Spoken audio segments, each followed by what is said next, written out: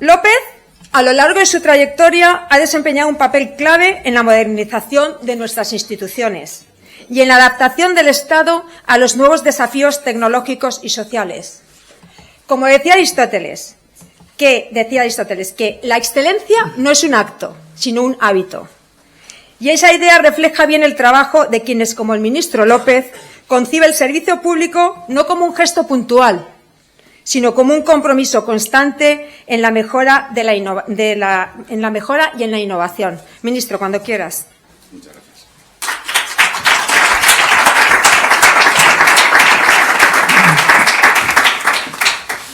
Pues muchas gracias a todos y todas. Podría citar casi a todos y cada uno de vosotros por vuestro nombre. Estoy rodeado de buenos amigos, pero me vais a permitir que agradezca primero a la presidenta y a la vicepresidenta del Club Siglo XXI, embajador, delegado del Gobierno, secretario de Estado, director de la Agencia Estatal de Administración Digital, director de Red.es, directora general de Función Pública, diputados, diputadas, secretario de Estado, concejales, portavoces de ayuntamientos, autoridades, señoras y señores. Insisto que podría decir prácticamente el nombre de casi todos y todas. Quiero centrar la intervención que me ha invitado a hacer hoy el Club Siglo XXI en un asunto de máxima importancia. Y quiero empezar con una afirmación rotunda. La desinformación es la mayor amenaza global a corto plazo.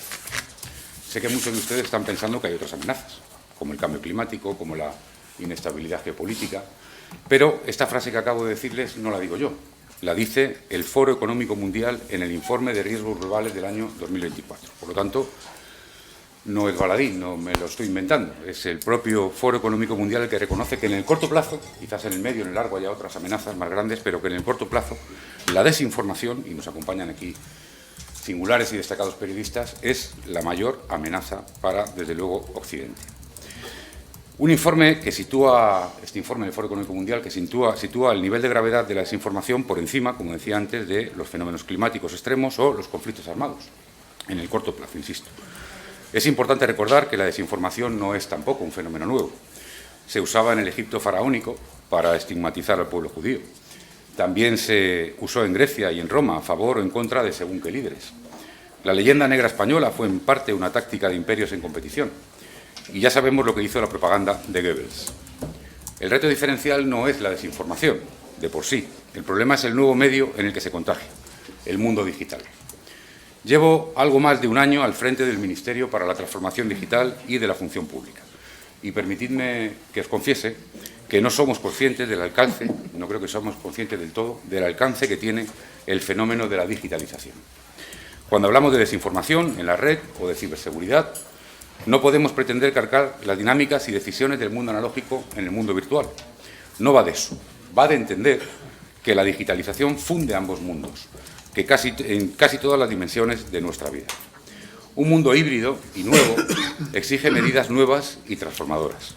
Y un planeta globalizado exige que esas medidas, además de nuevas y transformadoras, sean transnacionales. España tiene mucha fuerza. Somos el cuarto país de Europa en términos de PIB o en términos de empleo. Pero, a pesar de que seamos el cuarto país de Europa, solos no podemos. Tampoco puede sola Alemania o la República Checa. Pero si unimos la fuerza de los 27 países miembros de la Unión Europea y un mercado de más de 400 millones de personas, primero, según se mida, más importante del planeta, entonces tenemos una gran oportunidad. En julio del año 24, Ursula von der Leyen, la presidenta de la Comisión Europea, pronunció un discurso ante el Parlamento Europeo en el que proclamó la necesidad de un escudo de la democracia europea. La propia Ursula von der Leyen. Un escudo que proteja nuestros sistemas democráticos ante amenazas híbridas, deepfakes o manipulaciones electorales. Un escudo que se despliega sobre la base de otras iniciativas comunitarias anteriores, como el Plan de Acción contra la Desinformación, el Plan de Acción para la Democracia Europea, los distintos toolboxes de ciberdiplomacia o contra la manipulación informativa y, por supuesto, el tridente defensivo compuesto por los reglamentos europeos de inteligencia artificial, de servicios digitales y de libertad de medios de comunicación. Iniciativas pertinentes cuando hemos vivido lo que hemos vivido, con los intentos de injerencia de Rusia en Moldavia, en Rumanía, donde hubo que repetir incluso las elecciones presidenciales, o incluso en Cataluña, durante el procés, y todos vimos los datos que hubo de injerencia rusa en aquel momento. En esta línea, el escudo de la democracia europea tiene como objetivo identificar, analizar y contrarrestar las amenazas digitales internas y externas, dirigidas a las democracias europeas, especialmente durante los procesos electorales. Este escudo incluye una comisión parlamentaria especial que evalúe leyes, examine las actividades de la Comisión Europea y detecte brechas normativas. Una comisión parlamentaria, obviamente, en el Parlamento Europeo. En septiembre de 2025, la presidenta von der Leyen anunció la creación de un nuevo centro para la resiliencia democrática que refuerza el cometido del escudo. Pero la puesta en marcha de todo esto no es suficiente. Los mecanismos necesitan constancia en los recursos y firmeza en la voluntad política, como la firmeza que demostró la Unión Europea en 2022, cuando prohibió, por ejemplo, prohibimos entre todos los medios rusos Sputnik y Russia Today por desinformación sobre Ucrania. Como la entereza con la que el presidente del Gobierno de España defendió en Davos la necesidad de regular las redes sociales. En enero de este año, el presidente Sánchez afirmó en Suiza que las grandes redes sociales están dañando el orden liberal y el sistema democrático. También propuso 3 grandes medidas imprescindibles para abordar la desinformación. Y créanme si les digo que este es el debate en Europa. Acabo de venir de 2 reuniones de ministros, 2 consejos de ministros en Dinamarca, que es quien ostenta ahora la presidencia de la Unión Europea, y en los 2 el debate era este. El debate era cómo actuar con las redes sociales, cómo proteger a los menores, cómo proteger los datos, la ciberseguridad, la privacidad de nuestros datos o la desinformación. Este es el gran debate en toda Europa, porque es la principal amenaza que tiene el proyecto europeo. Como decía, el presidente del Gobierno propuso 3 medidas imprescindibles para abordar la desinformación. Acabar con el anonimato en las redes sociales, abrir la caja negra de los algoritmos y corresponsabilizar a los CEOs, a los directivos de las grandes plataformas tecnológicas. Y es que este reto es tan excepcional como la batería de acciones que conlleva abordarlo. Que la revolución digital trae también esperanzas y oportunidades es algo que sabemos y que defendemos en el Gobierno de España. Sin ir más lejos, el Plan de Recuperación ha destinado alrededor de 40.000 millones de euros, 40.000 millones de euros, he dicho, a proyectos de colaboración público-privada en ámbitos estratégicos para España y para Europa, como la conectividad, la inteligencia artificial o la cuántica. Pero nuestra visión de la España digital tiene valores, tiene principios y tiene objetivos. Nuestro modelo de humanismo tecnológico no solo sirve para posicionarnos en la carrera digital o para mantener el ritmo de innovación y productividad, también y sobre todo sirve para proteger los derechos ciudadanos y para preservar nuestra soberanía. Porque la tecnología comparte una naturaleza común con la información. Es poder económico, es poder comercial, es poder político y ahora también es poder militar.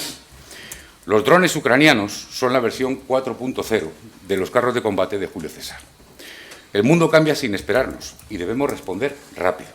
Y Europa debe preocuparse y ocuparse cuando 2 de cada 3 satélites en órbita están controlados por una sola mano, que propaga a veces bulos en la red social de la que es dueño y señor tecnofeudal. Por eso España no para de implementar medidas como la adaptación española de los anteriormente mencionados reglamentos europeos de inteligencia artificial, de servicios digitales y de libertad de medios, el primero de los cuales, el de la inteligencia artificial, fue aprobado bajo presidencia española. Lo dije esta mañana en un acto con el presidente y lo reitero hoy. Hay voces que ahora pretenden ir para atrás en la regulación de la inteligencia artificial y el camino no es retroceder, el camino es avanzar. Como la Carta de Derechos Digitales, que se aprobó en nuestro país y que fue pionera, como el Observatorio de Derechos Digitales, la puesta en marcha de la Agencia Española de Supervisión de la Inteligencia Artificial, está aquí María, ha llegado ahora, que preside la ESIA, la primera en toda Europa, la primera agencia de supervisión de la inteligencia artificial, o como el despliegue del Plan de Acción por la Democracia que puso en marcha el Gobierno. Un plan que, recuerdo y subrayo, emana del marco europeo y que se traduce en soluciones prácticas y de impacto, como la creación de un registro de medios de comunicación gestionado por la CNMC con datos sobre propiedad y financiación, porque es un derecho de los ciudadanos la transparencia y conocer quién está detrás, quién posee ese medio y cómo se financia. La reforma de la Ley de Publicidad Institucional, para garantizar transparencia también y equidad. La protección del secreto profesional de los periodistas, por supuesto que sí. Las ayudas también para la digitalización de los medios de comunicación tradicionales. Ayudas que, recuerdo, no había dado ningún gobierno y que está dando este gobierno por valor de más de 120 millones de euros para que los medios tradicionales se modernicen a través de la inteligencia artificial o de la gestión de sus datos y compitan con los pseudomedios. Y es que las redes sociales han provocado un fallo en el mercado de la información. Han disminuido los ingresos por publicidad en los medios rigurosos y tradicionales en favor de contenidos virales que fomentan el negacionismo, que fomentan los discursos de odio y que fomentan la desestabilización de las democracias. Y la verdad no es solo soberanía digital. No olvidemos que el acceso a la información veraz es un derecho recogido en nuestra Constitución, la Constitución que más paz y más prosperidad ha dado a los y a las españolas. Amigas y amigos, no hay nada más español que ser europeo. Desde Adriano hasta el Tratado de Adhesión del 85, desde Rosalía cantando en alemán, hasta Borrell dirigiendo una política exterior europea solidaria con Ucrania y firme frente a Putin.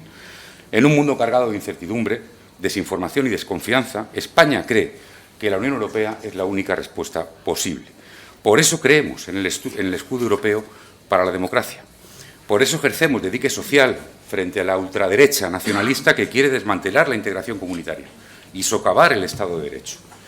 Y no solo lo hacemos con normas que sancionan o convocatorias que financian, también lo hacemos con proyectos que promueven el pensamiento crítico, la alfabetización digital, la investigación en tecnologías digitales o el acompañamiento empresarial, como por ejemplo el Observatorio de Derechos Digitales, que promueve iniciativas por toda España para fomentar la cultura digital y los derechos de la ciudadanía, como el Plan Nacional de Competencias Digitales, con una inversión de más de 3.500 millones de euros, hablando de cifras mareantes, para alfabetizar digitalmente a más de 2 millones de españoles, o como, por ejemplo, construyendo la generación de inteligencia artificial, a través del cual estamos invirtiendo 120 millones de euros en más de 370 contratos de expertos, algunos están volviendo y algunos vienen incluso de Estados Unidos, contratos de expertos que investigarán durante 4 años usos de la inteligencia artificial en áreas tan importantes como la biomedicina o la nanociencia, o como el Sandbox de IA, un entorno de pruebas pionero que está formando y acompañando a las empresas en el cumplimiento de las normas europeas que controlan los sistemas de inteligencia artificial de alto riesgo. Amigas y amigos, hay muchas formas de abordar retos digitales como la desinformación. La nuestra es una forma humanista y europeísta.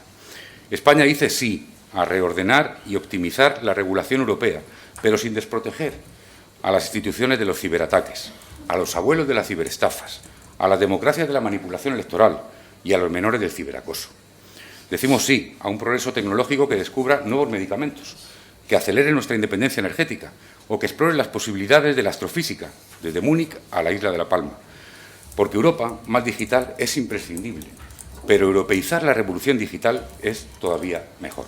Muchas gracias.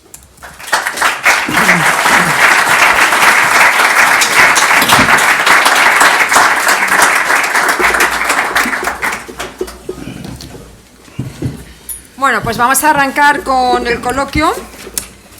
Compartimos mesa con 2 periodistas que van a intervenir a lo largo del coloquio con sus preguntas, con Fernando Garea, adjunto al director del periódico El Español, y con Mai Mariño, jefa de redacción de política y tribunales del periódico El Periódico. También tienen todos esta tarjeta en las sillas para aquel que quiera preguntar, solamente tiene que levantar el brazo y alguien le va a coger la tarjeta y me la va a hacer llegar. Y yo, como moderadora, también tengo una lista aquí de periodistas que también les pediré que intervengan. Fernando, si quieres, empezamos. Tampoco les animes, ¿eh? Sí, hola, buenas noches. Ministro, al hilo de su intervención le quería plantear, en la parte que se refiere a los medios de comunicación, 2 objeciones para que me las rebata o las explique. Uno, si no ha habido un error de planteamiento por parte del Gobierno a este plan de defensa de la democracia, que en realidad se planteó o se vio como una defensa del Gobierno cuando se publicaban casos de corrupción, si no me equivoco, en abril del 2024, cuando el retiro del presidente del Gobierno, se hablaba de fachosfera y se anunciaron medidas como limitar la publicidad institucional o por lo menos cambiar los criterios, regular el secreto profesional, que creo que no hace falta, o incluso se avisó de posibilidad de cambiar el Código Penal. Se vio casi como una agresión más que una defensa. Y en segundo lugar, ¿por qué en ninguno de esos planes se ha incluido nada que tenga que ver con medios públicos de comunicación que sí estaban en la directiva europea que se transponía en esto? Y dejo para más adelante, no toquemos ahora si hay mayoría suficiente para aprobar esto, pero esto será objeto, ¿no? Pues yo te agradezco, Fernando, la reflexión y quiero empezar por el final. Debería de haberla. Y desde luego, Sí, estamos hablando, yo no sé, por eso yo quería centrar hoy mi intervención en esto. Yo no sé si somos conscientes de los problemas que hay, los problemas que está habiendo con toda una generación de 12, 13, 14, 15, 16 años que se está formando exclusivamente en las redes sociales, que no ven medios convencionales, que no voy a citar las plataformas, todos las tenéis en la cabeza, algunos 2.000 millones de usuarios en el planeta Tierra, 2.000 millones de usuarios. Y no solamente ya es que tengan acceso a contenidos pornográficos, a contenidos que no son propios de su edad, sino que están creando valores. Muchas veces valores que nos hacen ir para atrás como sociedad. Lo estamos viendo, la regresión que hay en algunos jóvenes, precisamente, porque están comprando discursos pues que son muy preocupantes, discursos que son negacionistas, discursos que son machistas, discursos que nos hacen retroceder. En un mundo donde todos lo sabemos, los que estamos aquí, el algoritmo sin control favorece, por supuesto, el extremismo, favorece los contenidos más fuera de lo establecido, para entendernos, y por lo tanto prima este tipo de contenidos. Yo creo que es un problema muy, muy grave. De verdad, creo que es importante que sepamos que el presidente del Gobierno fue el primero que habló de esto, fue el primero y lo hizo no en un colegio con niños, no, en Davos, donde estaban todos los jefes de todas las grandes plataformas internacionales. Y aquel discurso que hizo el presidente del Gobierno, yo estaba allí, recuerdo que era impresionante, fue el primero que dijo algo, Fernando, lo digo para la pregunta sobre el tiempo de aprobación, él dijo una cosa que a mí me llamó mucho la atención, ¿no? Y es como, seguro que todos lo pensáis en la sala, en los años 2009, 10, 11, cuando surgieron las redes sociales, antes del 9 no las había, cuando surgió Twitter y surgió Facebook, ahora son otras, ¿no? También, además de esas, ¿no? Había un discurso de una promesa optimista de que eso era ampliar la democracia y que había mucho más canales de participación y había formas de dar una opinión espontánea. Unos años después, todos hemos aprendido que también tenía sus trampas. Todos hemos aprendido que, según algunos informes, el 30, el 40% de la conversación que se produce en redes sociales son bots pagados. O son campañas de acoso, ya no quiero ni pensar, ¿no?, en todo lo que tiene que ver con los menores, precisamente amparadas por el anonimato de gente, y a veces ni siquiera gente, bots, que están replicando discursos de odio de cosas que no dirían nunca en la vida real, que no dirían nunca en una sala como esta, y que sí lo dicen amparados por ese anonimato, ¿no? Por lo tanto, sí, yo creo que todos hemos aprendido, todos en nuestra vida, vosotros también, a diferenciar los lenguajes de una red y de otra, y a saber que había que regular, sí. Y ahora, y esto es lo importante, hay un debate, parece ser, hay quien dice que claro, que regular frena la innovación. No, mire usted, cuando se inventaron los coches se inventaron los semáforos, y eso no ha frenado el sector del automóvil. El sector del automóvil no ha hecho más que crecer, pero se ha regulado, hay que regular, porque si no es la ley de la selva. Por lo tanto, yo entiendo que lo que dices, Fernando, porque puede haber quien diga que sí, que coincidió en el tiempo con algunos hechos que nos afectaban directamente, pero es que yo creo que toda Europa ha llegado a esa conclusión a la vez, que es lo que quiero trasladar. Y en toda Europa el debate es ese, es regular, combatir la desinformación, combatir los bulos, las campañas de bots, el anonimato, proteger a los menores, proteger los datos, que por cierto tiene un valor económico que no estamos poniendo encima de la mesa. Regular la inteligencia artificial. Esto es nuevo. Es decir, hemos visto por primera vez campañas que cogen tu imagen y suplantan tu imagen haciendo algo que ni eres tú, ni estás allí, ni estás diciendo eso. Eso tiene que ser regulado y, por lo tanto, yo creo que es muy importante que se sepa, y este era el objetivo mío fundamental hoy, que se repasen las medidas que estamos haciendo y que se sepa que no han caído del cielo, que no estamos solos en el universo, que es el mismo problema que hay en toda Europa y que es en toda Europa donde se discute sobre cómo combatir la desinformación, sobre cómo acabar con los bulos, sobre cómo proteger a los medios de comunicación de verdad, sobre cómo proteger la libertad de prensa y de información y la información veraz. Y cómo, digamos, no solamente desde un punto de vista democrático, no solamente desde un punto de vista de los contenidos, incluso desde el mercado, los que estáis aquí sois periodistas, estáis afectados porque todos sabemos que las nuevas plataformas están retrayendo recursos de los medios de comunicación convencionales y que, por lo tanto, claro, sí, si compites con otras reglas del juego, si te basas en tener notoriedad y es mucho más importante la notoriedad que la verdad, pues es un mercado peligroso, ¿no? Por lo tanto, yo defiendo a carta cabal todas estas normas que están en el Parlamento y las que estamos aprobando y, desde luego, reitero, a todos los grupos de la Cámara por favor, aprueben estas leyes y el que no lo haga, sobre su conciencia pesará que no quisieron regular algo que afecta a nuestros hijos e hijas y que puede afectar a toda una generación que viene, ¿no? En esta línea, hablando de los menores, que decía el presidente del Gobierno, que se quiere limitar el acceso a las redes sociales, no recuerdo si dijo 14 o 16, ¿no? ¿También depende esta aprobación para que esa ley salga adelante? O sea, ¿de qué depende? Porque, por ejemplo, en Australia ya lo han aprobado. Entonces, ¿depende de Europa? ¿Depende de nosotros? Bueno, hay una batería de medidas. Una de ellas, no la mencioné en la conferencia, no es exactamente del Ministerio, es más del Ministerio de Justicia y Relaciones con las Cortes, junto con el Ministerio de Infancia, es el proyecto de ley de protección de menores. Y ahí se establece elevar la edad de 14 a 16 años precisamente para tener redes sociales y si no ya con consentimiento parental. Ahora mismo, esta mañana lo decía de cierta forma el presidente del Gobierno, yo lo he vivido con no voy a dar nombres, pero con directivos no españoles, directivos a nivel mundial de grandes plataformas, te dicen que ya lo están haciendo. Te dicen, a mí me han dicho a la cara, en mi red social no hay menores. No voy a decir nombres. Le he dicho, mi hija es menor y tiene 15 cuentas en tu red social. Pero claro, la pregunta, ¿tienes mayor edad? Sí, para adelante. Por lo tanto, en ese debate quiero recordar que España ha sido pionera en el sentido de que sabéis, lo recordáis, que hace 3 años el presidente del Gobierno se reunió con las grandes plataformas y pusimos en marcha la creación de una herramienta que, por cierto, contó con mofa y befa de muchos. Yo agradezco que los medios de comunicación hayan reordenado ese debate porque en su día se hizo mucha chanza sobre aquella herramienta y ahora resulta que, después de haberla desarrollado, es uno de los 4 experiencias piloto de la Unión Europea y que la mejor herramienta de todas es la española. ¿Qué va a pasar con esa herramienta? Pues en principio en el año 2026, el año que viene, en toda Europa, tendremos una cartera digital donde podremos identificarnos y, por lo tanto, para que se me entienda y para decirlo llanamente, el año que viene, y en base a la legislación europea, todos tendremos el derecho de identificarnos en una red social o en una aplicación o en una plataforma con esa identidad digital europea. Y cuando haya que aplicar esa identidad digital europea, es decir, que donde hoy te dice dígame un correo electrónico y un nombre y un código y una contraseña, tendrá que bastar con la identidad digital europea. Y cuando se aplique esa identidad digital europea, resulta que España habrá sido quien aporte la mejor solución técnica, que es la cartera digital beta española, que es el mejor sistema de verificación de edad de toda la Unión Europea, que se ha elaborado aquí. Otro motivo de orgullo, ¿no? Por lo tanto, es una suma de cosas. La Ley de Protección del Menor, la cartera digital europea. Hay un debate ahora que no es fácil, complicado, porque hay distintos puntos de vista en Europa sobre establecer una mayoría de edad digital. No es un debate fácil. Pero, desde luego, aparte del debate, lo que es importante es tener herramientas. Y España ha creado la mejor herramienta para verificar edad. Y el año que viene será de aplicación.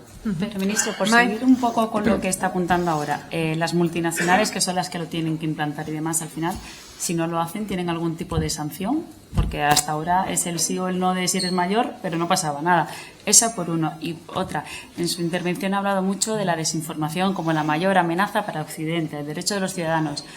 ¿El juicio del fiscal general también es un juicio para la prensa en estos momentos? ¿Se puede interpretar también como una revisión sobre el derecho a la información?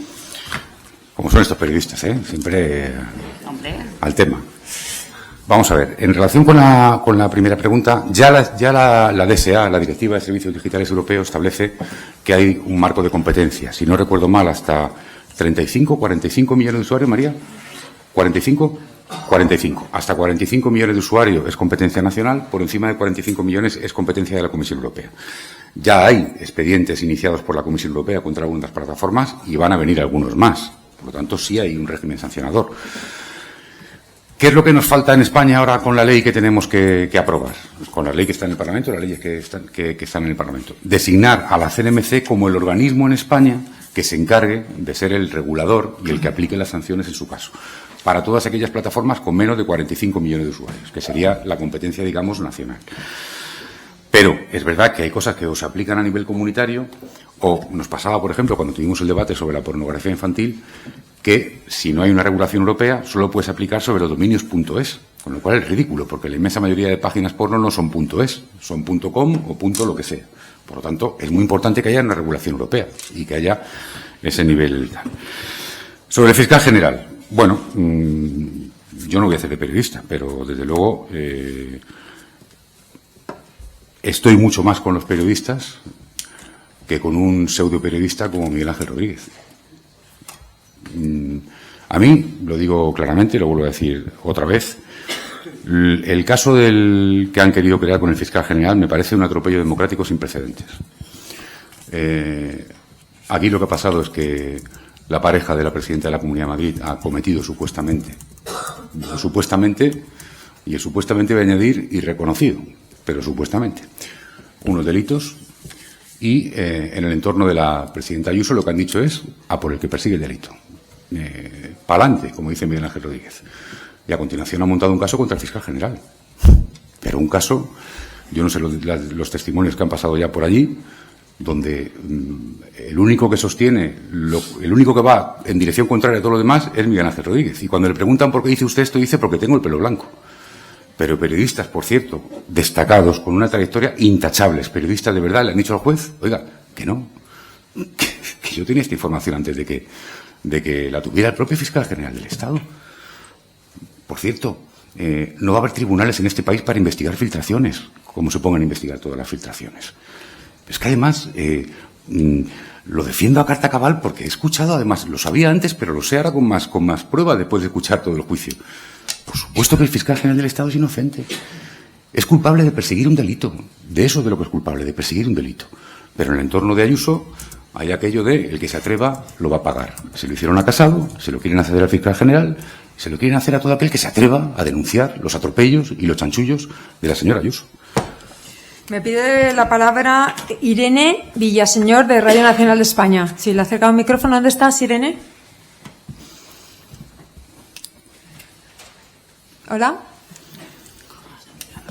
Hola, buenas tardes. Mira, quería preguntarte si sabe... Espera, que lo tengo aquí. ¿Sabe si va a haber alguna previsión o alguna comunicación formal sobre el ERE de Telefónica? ¿En relación con? Pues que dicen que, bueno, se rumorea que va a haber un ERE de... Espérate. Bueno, que Telefónica va a convocar el lunes a los sindicatos para comunicar el ERE y era por si sabía algo de... Pues no soy el portavoz de Telefónica, pero sí sé que Telefónica esta semana presentaba, no sé qué día, su plan estratégico para los próximos años. Presentaba, sí. Muy bien. Me pide la palabra también el embajador de Kazajistán, Danet Musayev. Le acercan un micrófono, embajador. Buenas tardes. Muchas gracias. Por favor, sea breve con la pregunta, embajador. No, mi pregunta es bastante sencilla. Yo sé que aquí en Europa, que es una cosa muy buena, que hay unas exigencias bastante fuertes sobre la protección de datos personales aquí en Europa y en España particularmente. Pero tengo dos preguntas. Mi primera pregunta es si le parece que es una barrera para un salto de desarrollo positivo digital en ese sentido, esas exigencias. Porque, por ejemplo, en mi país sí que hay exigencias de algunos, pero la verdad que vemos que haciendo unas cosas se puede hacer un salto cualitativo en este sentido. Y si le parece que es una barrera, ¿cómo lo planea resolver? Porque yo soy un pequeño ejemplo, que por ejemplo aquí, no sé, yo tengo la cuenta en un banco más grande de España, no voy a nombrarlo, pero es cierto, y me hicieron la tarjeta física de plástico en una semana. En 2006, yo cuando también trabajaba aquí, lo hizo también en una semana. Después, dentro de una semana, me enviaron un PIN code o algo así. En mi país esto se hace en 3 minutos. Abriendo la cuenta bancaria ante una máquina, no hace falta ir a la persona y todo eso, no sé. Y aquí me dicen que esto por razón de protección de datos. Gracias, ministro. Bueno, déjame que rebobine un momento 15, 20 años atrás. Los periodistas que me acompañan recordarán un debate que se montó en el gobierno de Zapatero con una cosa que se llamaba el canon digital.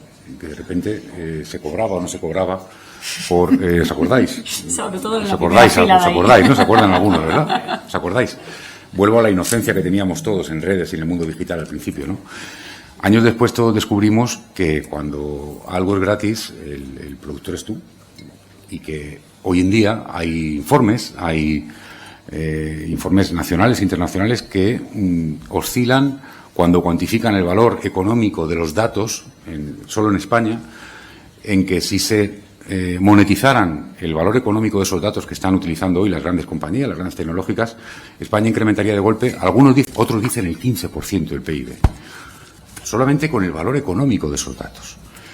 Entonces, es verdad que en el mundo ahora mismo hay, yo diría, y se ve en todos los foros internacionales, hay 3 modelos. Hay un modelo chino, hay un modelo americano y hay un modelo europeo.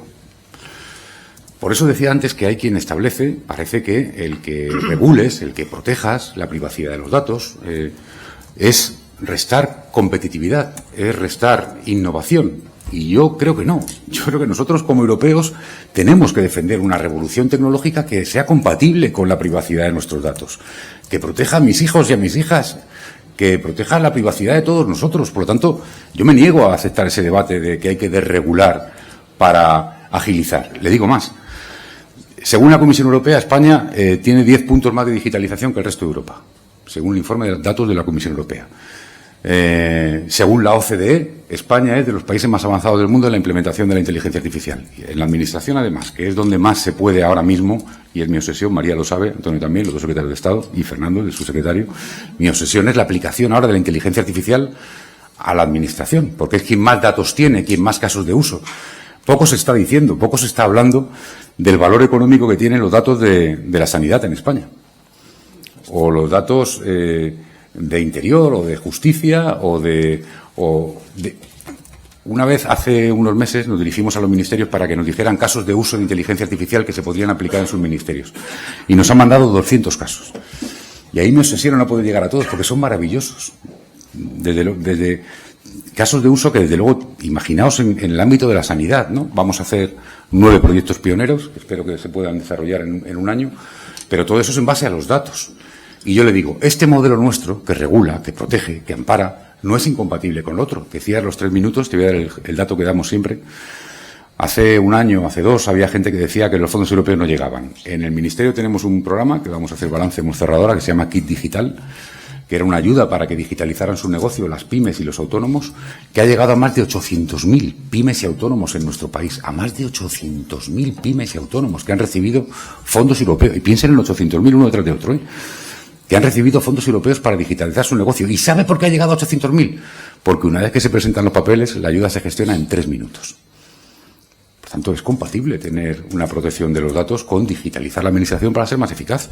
En 3 minutos lo gestiona Red.es, una vez que tiene presentada la documentación para recibir esa ayuda. Por lo tanto, quiero decirle que sí, que es compatible, que si alguien defiende que es mucho mejor desregular un poquito o mirar un poquito para otro lado o proteger menos los datos para ser más eficaz, yo de luego me niego, porque creo que no somos conscientes de los problemas de salud mental, de los problemas de acoso, de los problemas a los menores, a los mayores de ciberestafas, como he dicho antes. Todo lo contrario, aquí se trata de proteger y de tener un modelo humanista, y es compatible con el desarrollo. Gracias, Fernando. Ministro, usted nos ha explicado tanto en la intervención inicial como ahora un proyecto que parece que es un proyecto para años. Y yo sería un mal periodista si no apelara a la parte Óscar López como el ministro más político probablemente de este gobierno, junto con alguno más, pero entre los más. Y además es candidato en unas elecciones, etc. Nadie es perfecto. ¿Es posible gobernar sin tener presupuestos, acabar una legislatura sin que haya presupuestos y sin que haya una mayoría de respaldo, sino una aparente mayoría alternativa en el Congreso de los Diputados? Bueno, el que haya o no haya, lo tendremos que ver semana a semana. Nunca ha sido fácil. Yo siempre recuerdo que este gobierno es uno de los gobiernos más estables de Europa. Siempre digo de broma, cuando voy a esos consejos de ministros de la Unión Europea no me da tiempo ni a coger cariño, porque voy a una reunión y en la próxima ha cambiado el ministro de todos los países. Han cambiado los gobiernos. El de España lleva más de 7 años en marcha. En esta legislatura creo que son 44, 46 leyes. Es verdad que hemos escuchado este anuncio de Junts recientemente. El Gobierno mantiene su voluntad de diálogo, mantiene su empeño, su constancia en llegar a acuerdos. Lo vamos a hacer semana a semana, sesión a sesión, ley a ley, como hemos hecho siempre. Es más, hace poco dije que yo no sé las veces que habían enfriado y vuelto a enfriar alguna botella de champán en Madrid, que han celebrado 20 veces la caída de este Gobierno y no acaba de caer y tienen que volver a enfriar el champán porque no. Recuerdo, no hace mucho, hace unos meses, cuando llegaron a tumbar incluso la subida de las pensiones, recordaréis, y ya estaban diciendo que el Gobierno, bueno, oye, pues se peleó, volvimos a negociar y sacamos un acuerdo. Y eso es lo que vamos a seguir haciendo. ¿Es importante tener presupuestos? Por supuesto. ¿Vamos a trabajar para que haya presupuestos? Lo estamos haciendo. ¿Hay voluntad de presentar los presupuestos? Sin ninguna duda. ¿Es mejor gobernar con presupuestos? Hombre, faltaría más. También le digo, no es lo mismo tener o no tener presupuestos en un contexto de crisis económica donde no hay recursos, o donde no se tienen fondos europeos, o donde se viene de un presupuesto que es de recorte y no es expansivo, que en una situación donde hemos tenido presupuestos expansivos y contamos con los fondos europeos. Mire, yo, por darle un ejemplo, dejando al terreno, gran parte de la gestión que hacemos en mi ministerio, y por tanto entiendo que en otros también, y están aquí todos los cuadros del ministerio, se basa en los fondos europeos. Estamos gestionando los fondos europeos. Es muy importante la inyección económica y las políticas que permiten hacer los fondos europeos. Por lo tanto, yo le respondo que sí, pero hecho en falta, y con esto no hago autocrítica, porque no somos capaces de hacer pedagogía. La pregunta siempre es si se puede, si va a pasar la semana siguiente, pero la pregunta nunca es si merece la pena. Y yo entré en política para que merezca la pena, para hacer cosas que merezcan la pena, y nunca nos preguntamos. Entonces yo digo, si es para que las pensiones sigan revalorizando, si es para subir el salario mínimo, si es para seguir batiendo récords de empleo, si es para avanzar en derechos, entonces sí merece la pena. Todo este esfuerzo de negociación semana a semana, merece la pena. A mí lo que no me merece la pena es un Gobierno que nos haga retroceder ahora. Que todos estos derechos conquistados o que todos estos proyectos que están en marcha se caigan. No somos conscientes, no lo somos. Hoy he leído, venía en el coche ahora y venía una encuesta que decía que no sé qué porcentaje de empresarios, un 30, un 35, no sé de quién era la encuesta, decía que la economía iba mal a pesar de que ellos baten récords de beneficio. Estoy convencido que esos empresarios dirían que la economía va bien, aunque fuera mal, si gobernan los suyos. ¿Qué es lo que pasa? Vamos a hablar en plata. España está asombrando al mundo. Y, por cierto, Fernando, lo tengo dentro, lo tengo que decir. Poco se dice de el proyecto transformador que ha supuesto Pedro Sánchez para la economía española. Pedro Sánchez, hace 7 años, vio que el mundo estaba experimentando una doble transformación, ecológica y digital, y apostó por eso. ¿Y saben lo que pasa? Que España hoy bate récords de crecimiento, bate récords de empleo. Es el país del mundo, ojo lo que he dicho, escúchenme, del mundo, que más inversión extranjera atrae en proyectos que se llaman Greenfield, que quiere decir nuevos, es decir, para nuevos proyectos. El país del mundo que más inversión atrae. ¿Y por qué? Porque la energía es barata, además de ser limpia, porque las infraestructuras son las mejores, porque la conectividad es espectacular. Están aquí María y Antonio, y en los últimos años hemos inundado España de fibra óptica y de 5G, hasta triplicar los índices que tiene Alemania, porque hay paz social, porque hay buenas infraestructuras y, claro, ahora todos queremos invertir en España. No cae del cielo. Son políticas, son muchos años de apuesta por una política concreta. Cuando se han conseguido los fondos europeos se ha invertido en esto. Y ahora resulta que, asombro, España es líder mundial en energías renovables. España es líder en la revolución digital. Pues no es casualidad, oiga, ha habido políticas detrás. Y todo eso creo que se reconoce poco. Yo he crecido en un país donde el principal problema siempre se llamó paro. Siempre. Y donde el sueño era llegar a 20 millones de afiliados. Era un sueño inalcanzable, 20 millones de afiliados. Estamos en 22,4. 22,4 millones de afiliados en nuestro país. Por tanto, oiga, merece la pena. ¿Es difícil? Dificilísimo. Hay un montón de formaciones políticas en el Congreso. Hay que llegar a acuerdos con 8, con 9 formaciones políticas. Cada semana. Nada se da por aprobado. Pero merece mucho la pena, oiga. Está con nosotros de la agencia EFE, Ana Márquez. No sé si quieres hacer alguna pregunta, Ana. Y tampoco sé dónde está. Sí, le acercan un micrófono, por favor. No.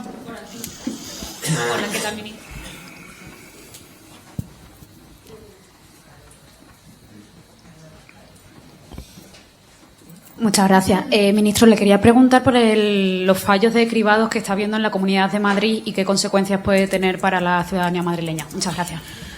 Bueno, pues vamos a pedir más información.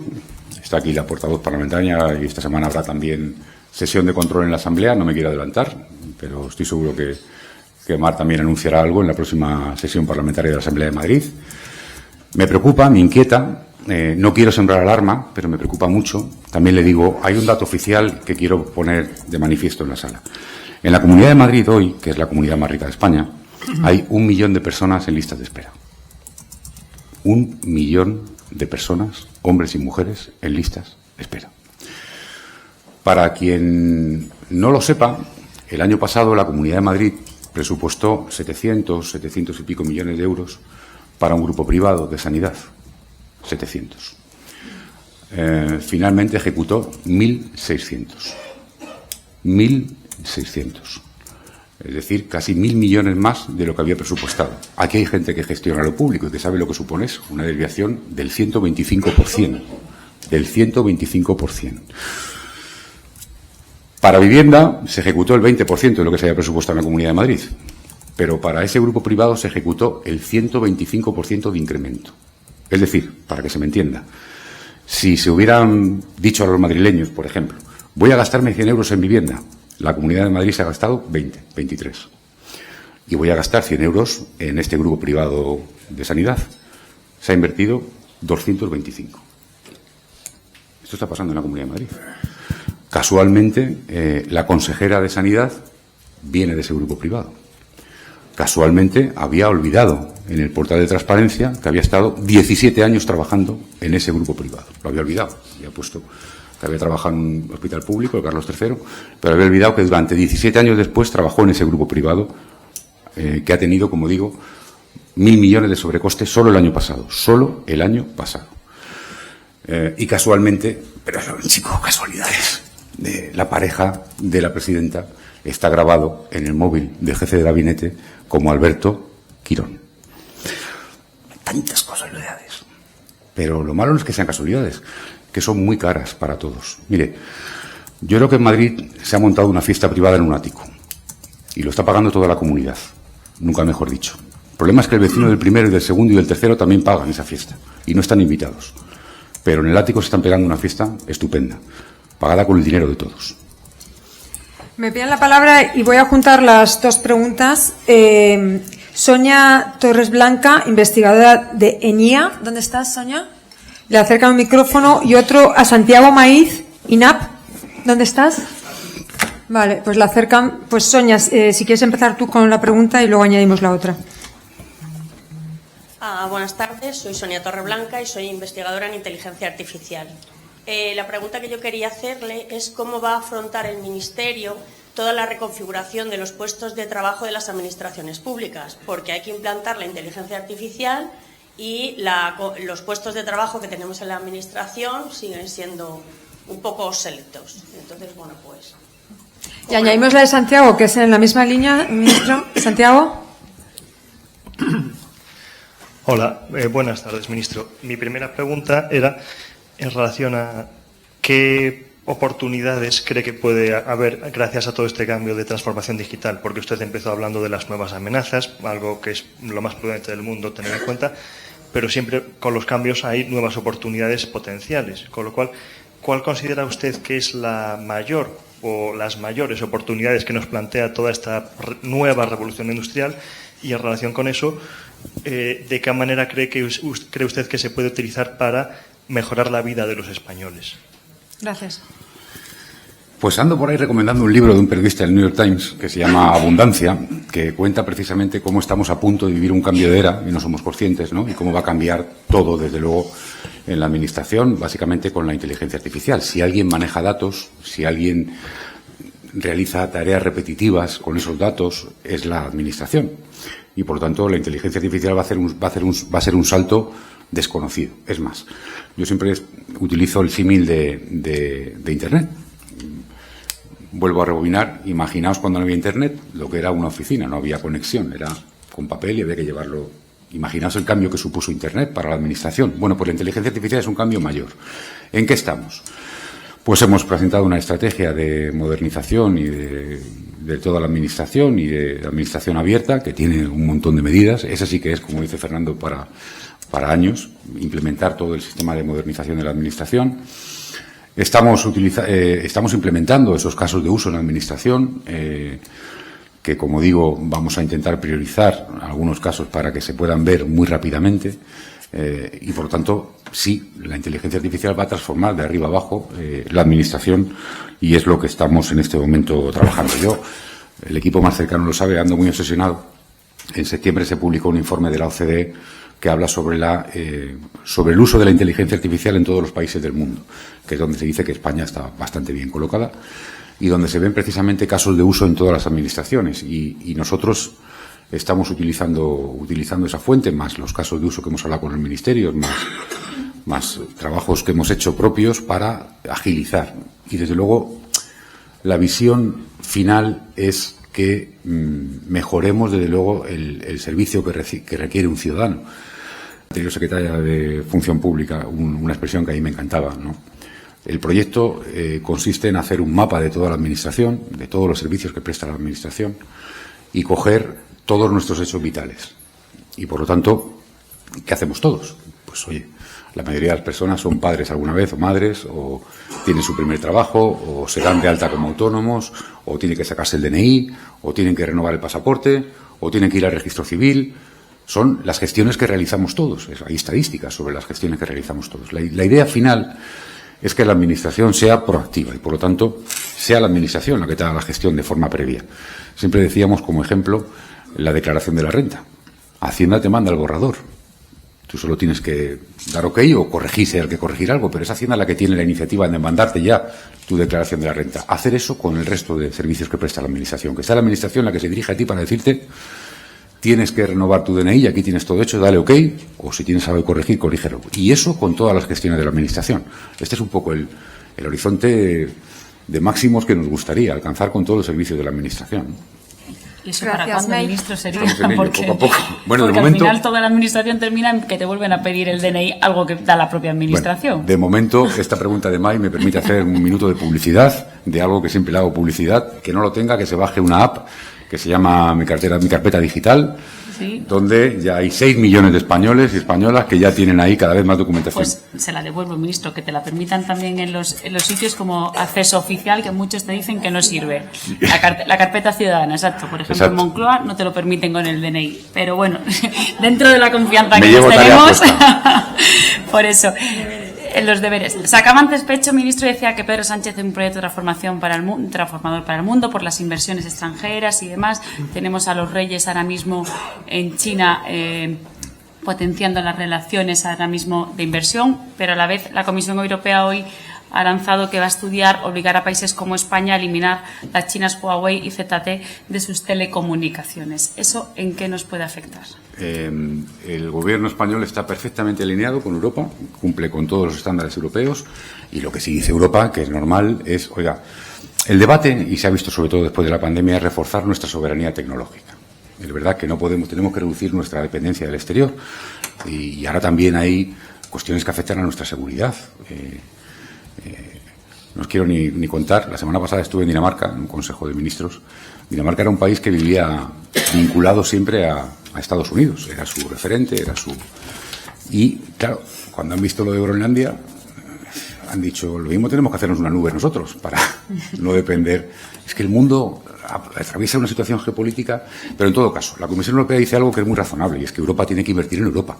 Que nosotros tenemos que tener fábricas de chips, que tenemos que tener centros de datos propios, que tenemos que tener una nube propia, que tenemos que tener empresas europeas, españolas de ciberseguridad, de inteligencia artificial, es lógico. Y del Gobierno de España está en eso. Por lo tanto, perfectamente alineados con la Unión Europea. No sé si esta pregunta es de tu ministerio, pero bueno, le voy a pasar la palabra a Carlos Cercadillo, empresario. ¿Dónde estás, Carlos?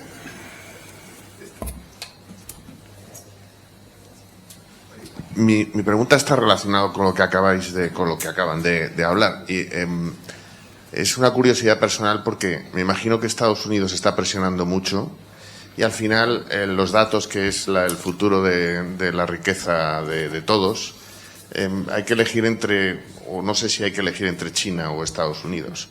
Y la pregunta es si hay alguna estrategia o algo a hacer con respecto a esas presiones. ¿Y cuál es la mejor o si hay alguna previsión de protegernos frente frente a todos esos gigantes, sobre todo Estados Unidos, ¿no? Que hace poco he hecho la esta y Google me dio las gracias por entrar en Estados Unidos, que es realmente asustador, ¿no? Y básicamente es esto, es el panorama y si realmente hay alguna forma de protegernos y obviamente por qué se le paran las multas a Google y a toda esta gente. Gracias. Bueno, este es el debate, ¿no? Y se resume en una palabra: soberanía. Europa tiene que defender su soberanía también tecnológica, su soberanía digital. ¿Y eso qué significa? Uno, regulación. Somos el primer rincón del mundo donde se hace una ley de inteligencia artificial. Y hay voces que quieren ir para atrás. Porque hemos hecho una ley de inteligencia artificial que no ha hecho ningún rincón del mundo. Y lo hemos hecho en Europa, por cierto, con el impulso de la presidencia española. Por lo tanto, uno, regulación. Dos, industria. Porque es verdad. Resulta que cuando llegó la pandemia descubrimos que no teníamos chips. Que para coger un coche había que esperar 8 meses porque había un cuello de botella. Porque todos los chips se producen o bien en Taiwán o bien en Estados Unidos. Y en Europa no. Por lo tanto, industria. ¿Qué estamos haciendo? Bueno, estamos utilizando incluso un mecanismo nuevo como es la SET, la Sociedad Española de Transformación Tecnológica, para hacer inversiones que desarrollen ese PERTE-chip, que desarrollen en España una industria de semiconductores. Ya tenemos proyectos muy potentes, tenemos tenemos para construir el centro DIMEC en Málaga, una inversión de 500 millones de euros del Gobierno de España para que una empresa que tiene una de las mejores salas blancas de Europa, que está en Lovaina, venga a Málaga. Tenemos Spark en Vigo, que se va a construir, que es otra fábrica de chips de fotónica, por cierto, que es donde España se ha especializado en la fotónica, que son los chips más, los que dan mejor rendimiento y que va vinculada a la industria del automóvil, que en España es muy potente. Estamos atrayendo industria de semiconductores, de chips semiconductores. Estamos invirtiendo directamente en el capital de empresas españolas que son punteras mundialmente y que no se sabe. Yo me paso el día hablando de esto, luego no llega a ningún medio, pero es maravilloso lo que está pasando en este país. La semana pasada presentábamos un informe de Barcelona, de la Fundación Barcelona Mobile Congress, que decía que en España hay 1.007 spin-offs Deep Tech. Spin-off quiere decir empresa que ha surgido de la universidad, de un proyecto de investigación de la universidad, y Deep Tech significa de tecnologías profundas avanzadas. Bien, tenemos 1.007 proyectos en España. Muchos de ellos estamos entrando con la SED en el capital, el Estado emprendedor, para que luego no vengan en la compra y se la lleven. Pero tenemos, por ejemplo, una empresa en Donosti que se llama Multiverse, que ha conseguido comprimir los modelos de lenguaje de inteligencia artificial en un 95%. Es líder mundial, va a ser un unicornio. Sabéis que unicornio son estas empresas que pasan de ser una pequeña startup con 2 o 3 empleados a facturar más de 1.000 millones de euros. Hemos entrado con el capital ahí, para que luego no venga de fuera a comprárselo y llevárselo. Tenemos en Madrid, en Leganés, en la Carlos III, una spin-off impresionante de infrarrojos, en la que también hemos invertido, que es también pionera mundial. Tenemos en La Laguna otro proyecto que surge de la universidad, que es el mejor proyecto del mundo de medición de la precisión de las obleas. Para quien no lo sepa, la oblea, ahora mismo lo que más valor económico tiene, la oblea sobre lo que se fabrica el chip. Está hecha de silicio. Por eso siempre el problema de tener elementos para fabricarlo. Bien, la oblea tiene que ser perfecta y, por lo tanto, como se desvíe un nanomet, ya no vale la oblea. Bueno, pues la mejor máquina del mundo de medición de obleas está en La Laguna. Y ha surgido de la Universidad Española. Y hemos entrado también ahí con capital para que no se la lleven.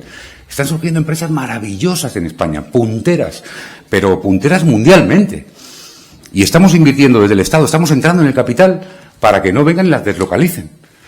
Y eso ocupa poco espacio muchas veces en los medios de comunicación, pero hay muchas noticias positivas de cómo España está creando empresas maravillosas en toda la transformación digital. Por lo tanto, por supuesto, regulación, por supuesto, reindustrialización, aprovechando la transformación digital para tener soberanía tecnológica. Y esto es lo que estamos impulsando desde el Gobierno y de verdad que los datos son espectaculares. Gracias. Voy a pedir que no me manden más preguntas porque ya tenemos muchas. De Europa Press está Alba Manjabacas. No sé dónde estás, Alba. Si quieres preguntar alguna cosa. Dice que ya nada. Ya nada, ya tienes todo. Bueno, pues me ha pedido la palabra del periódico El Economista, Noelia Casado.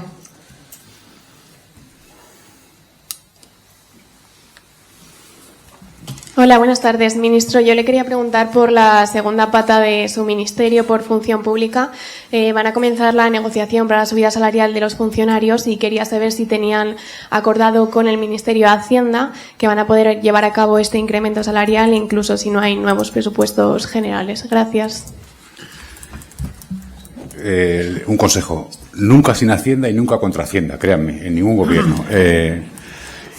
Ahora, en serio, ya hemos comenzado la negociación con los sindicatos, tranquilidad absoluta. Este es un gobierno que cree y practica el diálogo social.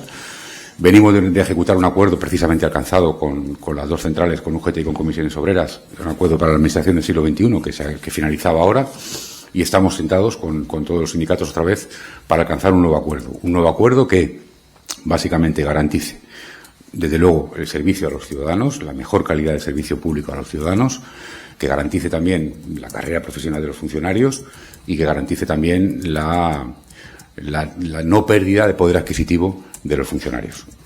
Y hago un inciso. Este Gobierno lleva 7 años revirtiendo los recortes de 7 años del Gobierno de la derecha. Ustedes recordarán los recortes que hubo en policías, jueces, guardias civiles y funcionarios de todo tipo. Yo recuerdo que Rajoy lo primero que hizo al llegar al Gobierno, 2012, fue recortar en 10.000 millones de euros gasto público, sobre todo en sanidad y en educación. Llevamos 7 años presentando las mayores ofertas de empleo público, las mayores todos los años, con tasas de reposición del 120, del 125 en algunos cuerpos. Por lo tanto, hoy hay más servicios públicos, más servidores públicos en España, muchos más, y desde luego han visto revalorizado su poder adquisitivo y lo van a seguir viendo revalorizado. Hemos empezado a negociar con los sindicatos y estoy absolutamente convencido que llegaremos a un acuerdo. May. Si no hay presupuestos, ¿cómo se va a hacer, ministro? Lo haremos, pero trabajamos para que haya presupuestos. ¿Tienes alguna otra pregunta, May? Le cedo ya a Fernando. Sí, ahora iba. Que le veía con ganas ahí. No, iba. Fernando. Ministro, yo le sigo desdoblando entre su condición de ministro, que más sabe de transformación digital, con su labor política y concretamente hace muchos años fue responsable de organización del Partido Socialista, cargo en el que sabemos algunas de las cosas que han pasado. Toda esta modernización de la administración y del gobierno, etcétera, ¿también se va a aplicar o se ha aplicado ya al funcionamiento de los partidos y concretamente al Partido Socialista después de algunas cosas que hemos visto, incluyendo pagos en sobres, de gastos, etcétera, etcétera? ¿Por qué está tan atrasado eso, si es que es una cuestión de atraso o de falta de controles? Pues no formo parte de los órganos de dirección del Partido Socialista a nivel federal. Lo que sí sé es que desde que Pedro Sánchez es secretario general se han reforzado los controles, se han establecido no solamente auditorías internas, sino también externas. Y desconozco ahora mismo la aplicación de la inteligencia artificial. El otro día decía el presidente del Gobierno y además lo estamos repitiendo, que en el plan de lucha contra la corrupción también la inteligencia artificial es un salto cualitativo, porque la inteligencia artificial permite precisamente la valoración de datos, imagínense, para la contratación pública, de forma absolutamente objetiva, empírica y basada en datos, ¿no? Por lo tanto, también ahí estamos trabajando para la implementación de la inteligencia artificial. Yo, Fernando, sinceramente creo que más allá de comportamientos personales que la justicia tendrá que dilucidar, yo estoy absolutamente convencido de que en mi partido no ha habido financiación irregular. Estoy absolutamente convencido. Es más, para todos aquellos que andan buscando Gürtel en el PSOE, les quiero decir que Gürtel fue en el PP. Para todos aquellos que andan buscando Kitchen en el PSOE, les quiero decir que Kitchen fue en el PP. Y para todos aquellos que andan buscando a Montoro en el PSOE, ese es del PP también. Bueno, muchísimas gracias, ministro. Yo creo que ha sido muy importante cómo has subrayado la importancia de los problemas que tenemos de proteger al periodista, a la prensa, al ciudadano y a los menores que están teniendo graves consecuencias y están indefensos, y cómo el Gobierno tiene esas propuestas encima de la mesa buscando soluciones, pero que no solo es un problema en España, sino que es un problema europeo y que nos tenemos que coordinar con todo esto, que es imprescindible para todos. Quiero daros las gracias por haber asistido, ministro, a Fernando, a May. Antes de que podáis todos acercados para saludar y hablar con el ministro, me gustaría terminar en este acto con 2 titulares de los periodistas de la mesa. May, si quieres empezar tú con tu titular de la tarde de hoy. Pues por unir un poco las dos carteras, cuando ha hecho la apuesta por la soberanía tecnológica europea y nacional también, y por la parte política, el reproche del ático que se están pegando una fiesta estupenda en algunos, que sin decir nombres ha quedado todo bien claro. Fernando, ¿tu titular? Pues yo tengo dos titulares que son muy buenos, no por mérito mío, sino el ministro. Hay que pedir uno porque los dos tienen dos. Es por el ministro que sabe mucho de esto y sabe ya cómo hacerlo. Uno es, con comillas, el juicio al fiscal general del Estado es un atropello democrático sin precedentes. Y dos, hay que ver semana a semana si hay apoyo parlamentario o no. Muchísimas gracias a todos. Gracias, ministro.